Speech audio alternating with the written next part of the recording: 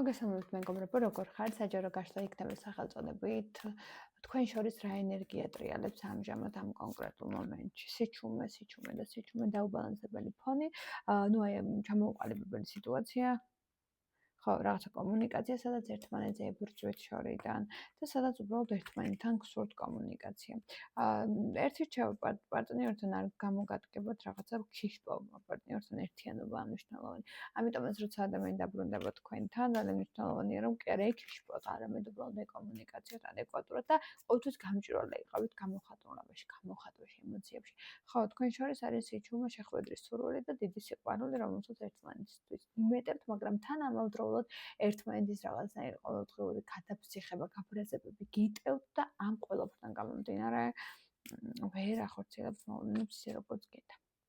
ჯავრი არ უნდა იყაროთ ერთმანეთზე, უნდა ისაუბროთ ერთმანეთთან. ჯაბრი არ არის სწორი კომუნიკაციის დროს. აი ჯავრის ამოყრა შეგიძლია შენ თავთან ამოყარ და უბრალოდ აი გამოხატო. მე გეუბნებით რომ აუცილებლად უნდა გამოხატოთ, მაგრამ ეს ყველაფერი და ამ ყველაფერს თავის რაღაცნაირი ფორმა და კომუნიკაცია ჭირდება.